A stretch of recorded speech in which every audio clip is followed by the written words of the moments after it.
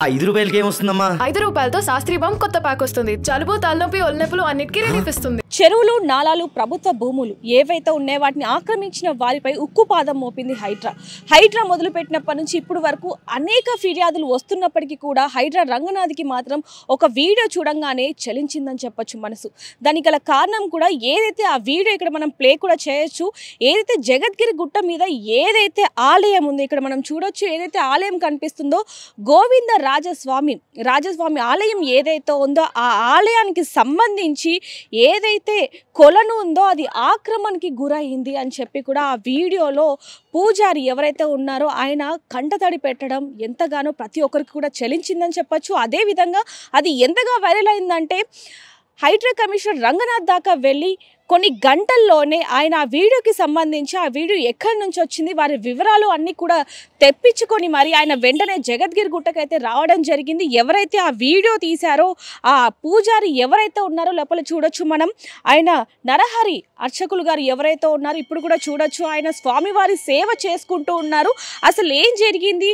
అర్చకులు గారు ఎంతోమంది ఆశీస్సులు అంటే ఇస్తూ ఉంటారు. వాళ్ళు ఎప్పుడు పిల్ల పాపలతో ఆనందంగా ఉండాలి అని చెప్పు అంటే దేవుడికి భక్తులకి ఒక మధ్య అర్చకులని మనం దైవంతో పూజిస్తూ ఉంటాం. అలాంటి అర్చకులు ఎందుకని కంటతడి పెట్టారు, అసలు ఏం జరిగింది అనే విషయాలు కూడా ఇప్పుడు మనతో పాటు నరహరి గారు అర్చకులు గారు మనతో ఉన్నారు. ఒకసారి ఆయన దగ్గరికి వెళ్ళి అసలు ఏం జరిగింది, ఆయన కంటతడి పెట్టుకోవాల్సిన అవసరం ఏమొచ్చింది, నిజంగానే ఏదైతే గుండం ఉందో అది నిజంగానే కబ్జాకి గురైందా అనే విషయాలు కూడా ఒకసారి అడిగి తెలుసుకునే ప్రయత్నం కూడా చేద్దాం. అసలు ఏం జరిగిందండి? మీరు అంటే ఎంతోమంది భక్తులు మిమ్మల్ని దేవుళ్ళ పూజిస్తూ ఉంటారు. అంటే దేవుడికి భక్తులకి మధ్యలో ఉండేది మీరే.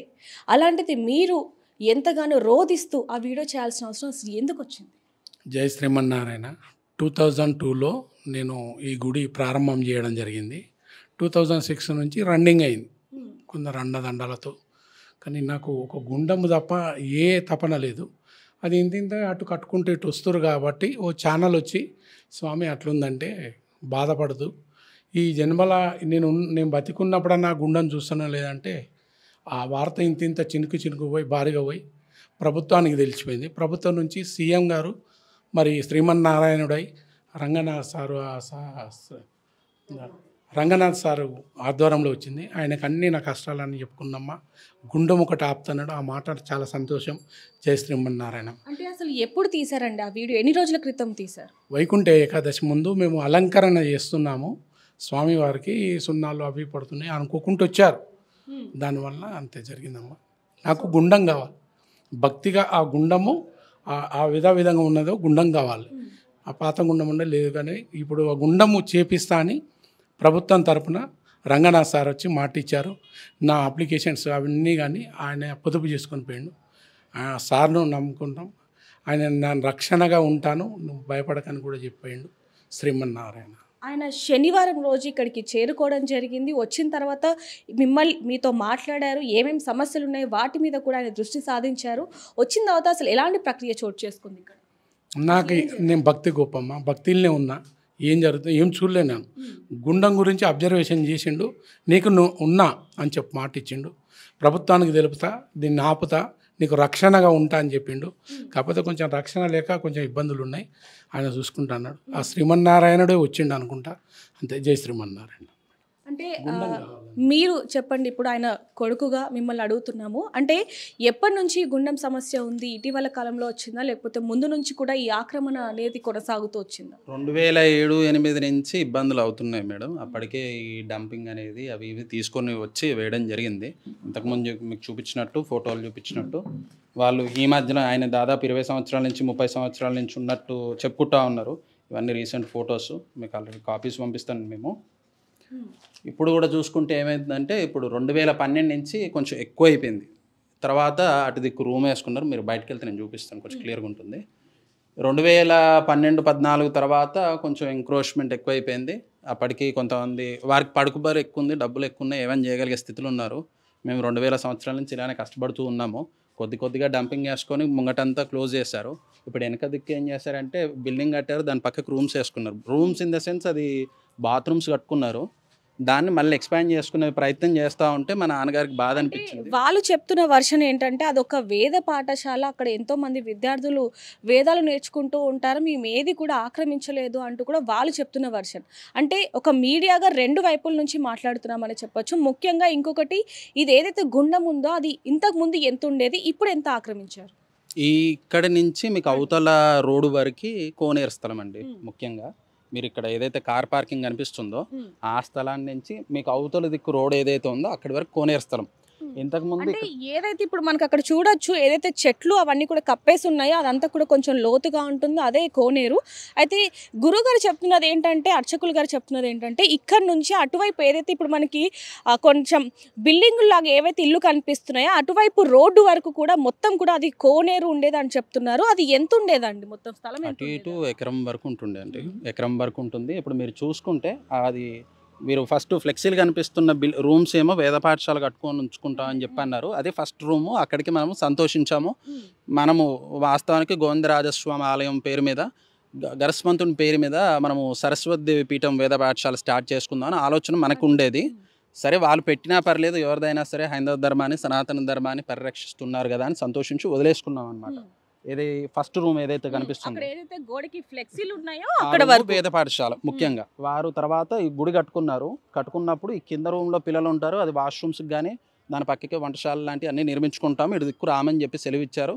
అప్పుడు కొంతమంది లోకల్ లీడర్లు స్థలాన్ని అసలు ఎవరు కేటాయించారు, అసలు ఏంటండి అది చెప్పండి. అంటే మేడం ఇది స్థలం అంతా లక్ష్మీ వెంకటేశ్వర స్వామి దేవాలయం కింద ఉంటుంది. 2000 సంవత్సరం మా నాన్నగారు దేవాలయం ప్రతిష్ఠించినప్పుడు, అంతకు పూర్వము 1970-72 ప్రాంతం నుంచి అంతా లక్ష్మీ వెంకటేశ్వర స్వామి స్థలం కింద ఉంటుండే. దాదాపు 25 ఎకరాల వరకు ఉండేదంట. తర్వాత 2008-9లో ఎండోమెంట్కి అయినప్పుడు 18 ఎకరాలు 20 గుంటల వరకు నోట్ చేశారు. తర్వాత 16 ఎకరాలకు 20 గుంటలు గవర్నమెంట్ రికార్డులకు వచ్చింది. అంటే కంప్లీట్గా ఎండోమెంట్కి మూవ్ కాలేదు, గవర్నమెంట్ ల్యాండ్. దాంట్లో తర్వాత 2010-12 తర్వాత ఇన్ని దేవాలయాలు వచ్చాయి. ముందు నుంచి మాట్లాడుకుంటే అది మధ్యలో ఉన్న అయ్యప్ప స్వామి దేవాలయం ఒకటి, మన మార్కెట్లో ఉన్న ఆంజనేయ స్వామి దేవాలయము, ప్రథమంగా లక్ష్మీ వెంకటేశ్వర స్వామి దేవాలయం 55 సంవత్సరాలు దాదాపు, తర్వాత మన దేవాలయం 25 సంవత్సరాలు. ఈ 3 దేవాలయాలు మాత్రమే ఉండే. తర్వాత కొంతమంది దేవాలయాల పేర్లతో చుట్టుపక్కల ఇల్లు కట్టడము, అమ్మడము, అంటే ఇక వేరే వేరే అన్యక్రాంతమైన పనులు చేసుకుంటూ ఉన్నారు. ఇప్పుడైతే 16 ఎకరాలు అయితే లేదండి, అటు ఇటు 2-3 ఎకరాల వరకు మిగిలిచ్చి ఉండొచ్చు. ఇది ఎవరు ఇచ్చింది కాదు. మన దేవాలయం వరకు వచ్చేసరికి మనం ఏం చేసామంటే, పూర్వం నుంచి దాదాపు 2002 సంవత్సరం నుంచి వెంకటేశ్వర స్వామి దేవాలయం కమిటీ ఏదైతే ఉందో వారికి ఇక్కడ జరిగే పూజా కార్యక్రమాలకి వాటి విషయాలని చెప్పడము, ఎంఆర్ఓ ఆఫీస్లో, తహసీల్దార్ ఆఫీస్లో, కలెక్టర్ ఆఫీస్లో అవన్నీ మనము డాక్యుమెంట్స్ ఇచ్చుకుంటూ, వారికి ఇక్కడ మనం పూజలు చేసినా సరే ఏం చేసినా సరే వారికి డాక్యుమెంట్స్ ఇచ్చుకుంటూ మన కార్యక్రమాలన్నీ చేసుకుంటూ వచ్చినాము. వారికి ఇంటిమేషన్ చేసి ఇక్కడ వరకు కట్టుకున్నాం మనం. అయితే ఇక్కడ ముఖ్యంగా మీరు చెప్తున్న దాని ప్రకారం అయితే ఎంతవరకు ఆక్రమించారనేది కూడా మనకి చాలా క్లియర్గా కనిపిస్తుంది. అయితే మీరు ఇప్పుడు కొన్ని సంవత్సరాల నుంచి కూడా ఈ కోనేరు కోసం ఎంతగానో తాపత్రయపడుతున్నారు, ఎంతగానో ముందుకు వెళ్తున్నారు, ప్రతి ఒక్కరిని కూడా అడుగుతున్నారు. అయితే అసలు ఇంతగా ఏదైతే ఇప్పుడు దేవురి అంటే స్వామివారి ఏదైతే కోనేరు ఉందో ఇది ఇంతగా ఆక్రమించడానికి గల కారణం ఏంటి? అంటే సామాన్యులు ఇంతగా ఆక్రమించలేరు, మరి వాళ్ళ వెనకాల ఎవరైనా ఉన్నారా ఏంటి? వారికి ధనబలము అధికార బలం చాలా ఉందండి. ఇక వారి వెనుక ఎవరున్నారు ఏంటని మేము చెప్పలేము, చెప్పకూడదు కూడా. వారికి అయితే బాగా డబ్బు ఉంది, వారు ఏమని చేయగలుగుతున్నారు. మన దగ్గర అది లేదు. మన దగ్గరకు వచ్చే భక్తులు కూడా చిన్న స్థాయి మధ్య స్థాయి వ్యక్తులే. కావాలంటే వచ్చి కూర్చొని సపోర్ట్ చేసి వెళ్ళగలుగుతారు తప్ప అంత పెద్దవాళ్ళని ఢీ కొట్టి మనకి అండగా నిలబడేంత స్థాయి లేదు వాళ్ళకి. కాబట్టి మన పరిస్థితి అట్లా ఉంది. అయితే ఇప్పుడు మీరు కొన్నేళ్ల నుంచి కోనేరు కోసం ఎంతగానో పరితపిస్తున్నారు, కోనేరుని ఇక్కడ ఏర్పాటు చేయాలని చెప్పి. మరి ఇక్కడ చూసుకుంటే కనుక ఇటు చూడొచ్చు మనం, కోనేరు మొత్తం కూడా పిచ్చి పిచ్చి మొక్కలతో, రాళ్లతో, పెద్ద పెద్ద చెట్లతో పై వరకు కూడా మొత్తం చెట్లు కనిపిస్తూ ఉన్నాయి. మరి అదే కాకుండా ఇక్కడ స్వామివారి పక్కన కూడా మొత్తం కూడా పిచ్చి పిచ్చి మొక్కలు అనేది మొలచడం జరిగింది. మరి దీనికి సంబంధించి మరి ఎందుకని క్లీన్ చేయాలి? ఈ స్థలాన్ని క్లీన్ చేసుకోవాలంటే 2-3 రోజులు పడుతుంది. ప్రతిసారి మేము చేస్తున్నాం. వాటికి 8,000 నుంచి 9,000 రూపాయలు ఖర్చు అవుతుంటుంది. ప్రతిసారి అంత స్థాయిలో మేము చేసుకోలేము. ఎందుకంటే ఒక్కొక్కసారి మాకు పూజలు ఉన్నప్పుడు వచ్చిన డబ్బులతో స్వామివారి ఆరాధనలు లాంటివి నడుస్తూ ఉన్నాయి. ఒక్కొక్కసారి అవి కూడా లేనప్పుడు మనం అప్పు చేసుకోవాల్సి వస్తుంది. చిన్నపాటి భక్తుల సహాయంతో ఎప్పటికప్పుడు చేసుకుంటున్నాము. కానీ ఈ స్థలం ఏదైతే ఉందో, ఇక్కడ చెత్త అనేది ఎందుకు ముఖ్యంగా ఇలా అయిపోయిందంటే, పూర్వము ఈ బిల్డింగు, ఈ రూములు, ఈ బాత్రూమ్ లేని ఈ టైంలో ఇదంతా బాగానే ఉంటుండే. డంపింగ్ కానీ అక్కడ డస్ట్ లేనప్పుడు ఇదంతా ప్రాంతం బాగానే ఉంటుండే, చిన్న చిన్న మొక్కలు ఉంటుండే, ఎప్పటికప్పుడు క్లీన్ చేసుకుందాం. ఈ డంపింగ్ నెక్స్ట్ వచ్చి ఆ డస్ట్బిన్ లాంటిది ఏదైతే ఏర్పాటు చేస్తారో గాలికి కానీ ఇంకేదైనా కానీ ఇంకా చెత్త పేరుకుపోవడము అంత చండాలంగా తయారైపోయింది అనమాట. చెప్పుకునే పరిస్థితులు లేదు. అంటే అక్కడ మీ నాన్నగారు చేసిన వీడియోని కూడా మనం చూడడం జరిగింది. అది చూసినప్పుడు ప్రతి ఒక్కరికి కూడా మనసు చెలించిపోయింది. ఆ వీడియోని చూసే రంగనాథ్ గారు కూడా ఇక్కడికి రావడం జరిగింది. ఆయన అసలు ఏమన్నారు, ఇక్కడికి వచ్చాక ఎలాంటి పరిశీలన చేశారు? అమ్మ దానికంటే ముఖ్యంగా నేను ఒకటి చెప్పదలుచుకున్నాను మీకు. మీరు ఇక్కడికి వస్తే అక్కడ మీకు ఒక కరెంట్ పోల్ కనిపిస్తుంది. ఆ కరెంటు పోల్ అనేది ఒక లైన్ లాగా పెట్టి అటు కొంచెం దారి ఇటు కొంచెం దారి వదిలేయండి, ఇదంతా కోనేరుకుంటుంది, అటేమో వాళ్ళకి ఎంట్రన్స్ లాగా ఉంటుందని చెప్పి పూర్వం కొంతమంది నాయకులు భక్తుల సమక్షంలో నిర్ధారణ చేసుకున్నారు. ఆ బిల్డింగ్ కూడా లేదనమాట అప్పుడు. తర్వాత వారు ఏం చేస్తారు, పోల్ పెట్టారు. పోల్ తర్వాత ఈ రూములంతా ఎక్స్టెండ్ చేసుకున్నారు. మీరు ఇప్పుడు కూడా గమనించవచ్చు. ఆ స్థలం ఇప్పుడు ఆయన నిన్న మీకే అనుకుంటా ఇంటర్వ్యూ ఇచ్చింది, అన్నప్పుడు ఆయన ఏమన్నారు, ఈ రూములంతా లేవు, ఇదంతా ముంగటున్న కోనేరు కావాలని చెప్పి అన్నారు. ఇప్పుడు మీరు క్లియర్గా చూస్తే లైట్లు ఆన్ చేసుకొని వెళ్ళి చూస్తే మీకు అక్కడ బాత్రూమ్స్ కనిపిస్తాయి. దాన్ని నిన్న మొన్న టైల్స్ మేము అవన్నీ కూడా చూసాము. అక్కడ మీరు ఇందాక మీరు చెప్పినట్టే నిన్న మేము వాళ్ళతో మాట్లాడడం జరిగింది. వాళ్ళు చెప్పిన వివరాల ప్రకారం అక్కడ వాళ్ళు ఏమంటున్నారు అంటే మేము ఏ కోనేరును కూడా ఆక్రమించలేదు అంటున్నారు. కానీ అక్కడ నుంచి చూస్తే మీరు ఇప్పుడు చెప్పిన దాని ప్రకారం కనుక చూస్తే కోనేరును ఆక్రమించినట్టుగానే తెలుస్తుంది. అలాగే బాత్రూమ్ను కూడా ఇటువైపు ఉన్నట్టుగానే మనకి చాలా క్లియర్గా తెలుస్తుంది. మరి దీని అంతటినీ కూడా హైడ్రా కమిషనర్ రంగనాథ్ గారికి చెప్పారా? అసలు సార్ గారికి ఇవంతా చెప్పాము. ఇంకా మీరు ముందు నుంచి వెళ్తే అక్కడ ఉన్న డస్ట్బిన్, ఆ డ్రైనేజ్ కనెక్షన్ ఒకటి కనిపిస్తుంది. ఆయన వచ్చి పర్యవేక్షించారు. వారు వేద పాఠశాల నడుస్తుంది, దాదాపు 50 నుంచి 60 మంది పిల్లలు ఉంటే వారు రిజిస్టర్ కూడా తెచ్చుకొని చెక్ చేశారు. 20 మంది కంటే ఎక్కువ పిల్లలు లేరు. వాస్తవానికి 3-4 పిల్లల కంటే ఎక్కువ ఏముండరు. మీరు ఇప్పుడు కూడా చూసుకుంటే వాళ్ళు బోర్డులు, ఆవుని, గోశాలకు సంబంధించిన సామాగ్రి తెచ్చుకొని అరేంజ్ చేసుకుంటున్నారు. ఎందుకంటే ఇక్కడ ఆల్రెడీ గోశాల ఉంది, వేద పాఠశాల ఉందని ప్రూవ్ చేసుకోవడానికి వాళ్ళు అరేంజ్ చేసుకుంటున్నారు. ఇదంతా నోట్ చేసుకున్నారు సార్ వెళ్ళేటప్పుడు ఏం చెప్పారంటే ఈ రూమ్లు అయితే ఖచ్చితంగా వెళ్ళిపోతాయి, మిగతా పక్కకున్న బిల్డింగ్ కానీ ఇంకా మిగతాది కానీ శాఖాపర్యంగా ఆలోచన చేసుకొని గూగుల్ మ్యాప్స్ తెప్పించుకొని చేసుకుందాము. ఈ డంపింగ్ ఏదైతే ఉందో అది ఇమీడియట్గా జిహెచ్ఎంసీ వారితో కూడా మాట్లాడి ఆపిచ్చేస్తానని చెప్పారు. వెనకైతే వీళ్ళు కబ్జా చేసుకొని ఎక్స్టెండ్ చేసుకొని కాంపౌండ్ వాళ్ళు కట్టుకున్నారో అది మామూలుగా తులసివనం ప్లేసు, అక్కడ ఉన్న బోర్డులు తీసేశారు. ఆ కాంపౌండ్ వాళ్ళు కూడా మొత్తం నిలమట్టం చేసుకొని లెవెల్ చేసుకొని ఎండోమెంట్కి అప్పచెప్తా అని చెప్పి అన్నారు. ఇంతగా ఆక్రమిస్తున్నా కూడా మరి అధికారులు ఎందుకు పట్టించుకోవట్లేదు అంటారు? అసలు అంటే ఇక ఎవరిని ఏమీ అనేటట్లేదు మేడం. ఇక వారి మీద ఉండే ప్రెషర్ కావచ్చు, ఇంకేదైనా కావచ్చు. పక్కకున్న వ్యక్తి చాలా ధనబలము, ఆర్థికంగా గట్టిగా ఉన్న వ్యక్తి. రాజకీయ కుట్ర ఉంది అంటారా? ఎందుకంటే వాళ్ళ అండ చూసుకొని ఇదంతా చేస్తున్నారు. ఉండొచ్చు మేడం. మన దగ్గరకు వచ్చే భక్తులు అన్ని పార్టీల నుంచి వస్తున్నారు. టీఆర్ఎస్ నుంచి, బీఆర్ఎస్ నుంచి, కాంగ్రెస్, బీజేపీ, సిపిఐ, సిపిఎం. మన దగ్గరకు ముస్లిం భక్తులు, క్రిస్టియన్స్ భక్తులు కూడా వచ్చి దండం పెట్టుకుని వెళ్తూ ఉంటారు స్వామివారికి. ఖచ్చితంగా ఈ వ్యక్తులు ఉన్నారని చెప్పాను, బట్ అంత డబ్బున్న వ్యక్తికి ఖచ్చితంగా అందరూ సహకరిస్తారు, చేస్తూ ఉంటారు. గతంలో కూడా మిమ్మల్ని చాలా ఇబ్బంది పెట్టిన సందర్భాలు ఉన్నాయి. మీ ఇల్లు జాగపోవడానికి గల కారణం కూడా ఆయనే అంటూ కూడా మీ నాన్నగారు రోధిస్తున్న పరిస్థితి అని చెప్పొచ్చు. అంటే ఇవన్నీ కూడా ఆయన వల్లేనే ఇల్లు జాగపోయిందని చెప్పాను మేడం. కానీ ఇంత స్థలాన్ని కాపాడుకోవడం కోసం మా నాన్నగారు కింద ఒక ఏ కాలంలో అంటే 2004-05 టైంలో 35 లక్షల స్థలాన్ని 10 లక్షలకు అమ్మేసుకొని ఇదంతా కాపాడుకుంటూ వస్తూ ఉన్నారు. ఎందుకంటే అంత పెద్ద మనిషిని మనము డిఫీట్ చేసుకోవాలనుకుంటే, ఇంత ల్యాండ్ కాపాడుకోవాలనుకుంటే తప్పని పరిస్థితుల్లో అమ్ముకున్నారు. తర్వాత ఇక్కడికి పైకి వచ్చి ఉండడం జరుగుతుంది. కానీ ఇంత ల్యాండ్ ఇప్పుడు కూడా కాపాడాలంటే అనుకోకుండా జరిగింది. స్వామివారి అనుగ్రహంతో వీడియో వైరల్ అయింది. కానీ లేకపోతే ఇంకొక 6 నెలల కాలంలో ఇదంతా క్లోజ్ అయిపోతుండే మనకి కోనేరులో. మీరు అనుకున్నట్టుగానే అంటే స్వామివారికి ఏ విధంగా అయితే కొలను కావాలనుకున్నారో అదే విధంగా ఇప్పుడు దక్కింది. ఏదైతే ఆ వీడియో ఉందో అది వైరల్గా మారి చక్కర్లు కొట్టి హైడ్రా కమిషనర్ రంగనాథ్ గారు దాకా పోయింది. మీ కళ అయితే ఇప్పుడు నెరవేరబోతుందని చూడాలి మేడం. ఇప్పుడు ఇంకా అవ్వలేదు. సార్ అయితే మనకు ఖచ్చితంగా కోనేరు స్థలం అలాట్ చేస్తామన్నారు, చేపిస్తా అన్నారు. అలాట్ చేస్తారని కాదు, ఏదైతే ఉందో అది యథాస్థానానికి తీసుకొచ్చి ఇస్తా అన్నారు. తర్వాత మాదే బాధ్యత అన్నట్టు మాట్లాడారు. ఖచ్చితంగా మన భక్తుల సపోర్ట్ ఉంది.